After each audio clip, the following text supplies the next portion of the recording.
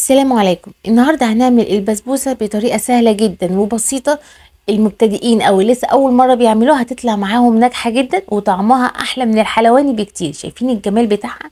حاجه كده فاخر من الاخر، مش هتاخد وقت في تحضيرها وهتبقي استاذه فيها من اول مره. بس خليكم معانا عشان في تريكات هنعملها لو ماشيين على خطوات بالظبط هتطلع معانا ممتازه من اول مره.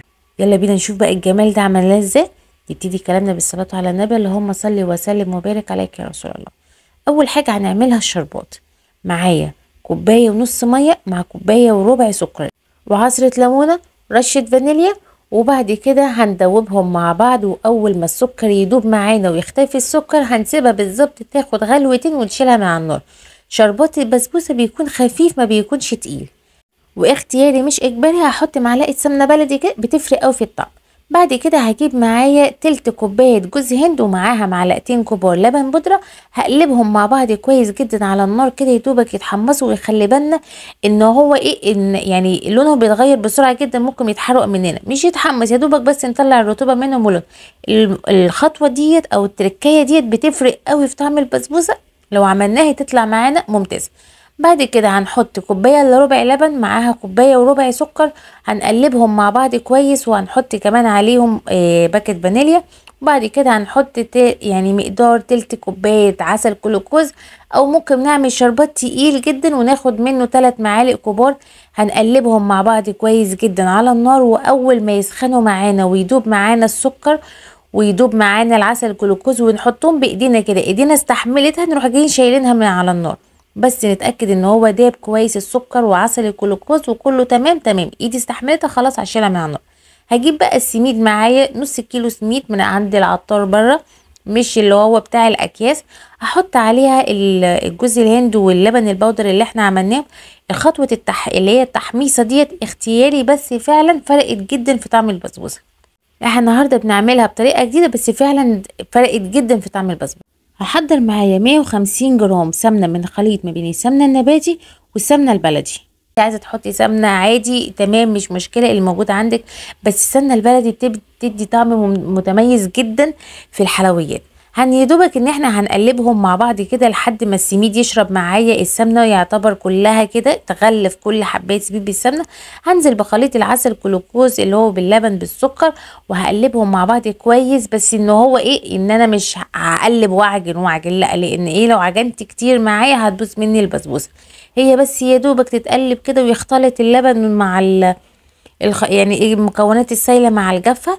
بس كده خلاص. هجيب الصينيه بتاعتي مقاس 30، هحط من تحت سمنه بس هي السمنه كانت هنا سايحه. بس كده وهنزل بالخليط بتاعتي ويا دوبك بص مش هاخد وقت، انا هفردها بس كده وهنحركها كويس جدا ونهزها كده هتتساوى كلها. يعني مش محتاجه ان احنا نجيب مثلا حاجه ونسويها او بايدينا كده، لا هي بصي ترجيها كده وتعمليها يمين وشمال كده هي هتتساوى بكل سهوله، لان الخليط اصلا بيكون سايل فبسهوله جدا ان هو هيتجانس ويتفرد. نخلي بالنا ان احنا يكون حوالي يعني سمك البسبوسه حوالي من نص سنتي سنتي الا ربع، مش اكتر من كده عشان ما تعلاش. هتعلى مننا لما ندخلها الفرن، هتنفش مننا وتعلى. نكون مظبطين حراره الفرن على حراره 200. بس كده هسيبها ترتاح ربع ساعه في التلاجة كده. في الوقت ده هشغل الفرن بتاعي وهدخلها الفرن على حراره 200. هدخل الصينيه في الرف اللي في النص واتابعها دايما عشان السوا بتاعها، وهشوفها من الجنب. اول ما الحروف مني تحمر معايا هنزلها تحت واولع الشوايه. يعني خلي بالي قوي، اول ما البسبوسه الحروف بتاعتها تحمر اروح جايه نزلها على الرف اللي من تحت واشغل الشوايه يا دوبك تاخد لون واروح جايه مطلعها على طول. الشربات بتاعي اكون محضراه، هيكون الشربات خلاص دفى درجه حراره الغرفه. اروح جايه بقى ساقيه البسبوسه على طول وسايباها بقى. وخلي بالكم كميه الشربات اللي احنا عملناها يا دوبك كافيه للصينيه كلها. لو لقيناها مثلا ان هي لسه ما شربتهاش او على الوش كده لا ما تقلقوش. المهم ان انا حاولت اخرجها كده على طول عشان كنت مستعجله وهي كانت لسه سخنه على طول. هتلاقوها ان هي يعني مش هتتقطع منكم او حاجه عشان لسه يا دوبك ما لحقتش. انا طلعتها هي لسه ما لحقتش يا دوبك على طول. كل ما تسيبي البسبوسه بس تريح معاكي شويه كده ساعه بس ولا حاجه هتطلع معاكي القطعه سريع يعني هتطلع معاكم القطعه مظبوطه ولا هتتكسر منكم ولا حاجه. بس انا كنت مستعجله. حط عليها بقى معلقه قشطه كده او معلقه من وش اللبن كده كنت انت شايلاهم عندك بجد يا جماعه خطيره رهيبه جدا، طعمها حلو قوي وما خدتش وقت في التحضير. التركات اللي عملناها بجد فرقت جدا في طعم البسبوسه ذات نفسها وفي الترميله بتاعتها. لما نحمص الجوز هند كده مع اللبن البودر ادي طعم مميز جدا. شايفين الجمال؟ بجد فايته اللي ما عملش البسبوسه بالطريقه دي، طريقتها سهله وبسيطه واقتصاديه، تنفع جدا يعني المبتدئين اللي لسه بيبتدوا يعملوا حلويات هتنجح معاهم جدا. وجربوها وقولوا لي ايه رايكم في الكومنتس، ان شاء الله تعجبكم. اشوفكم ان شاء الله في فيديو جديد ووصفه جديده من قناه لمة العيله، والسلام عليكم ورحمه الله وبركاته.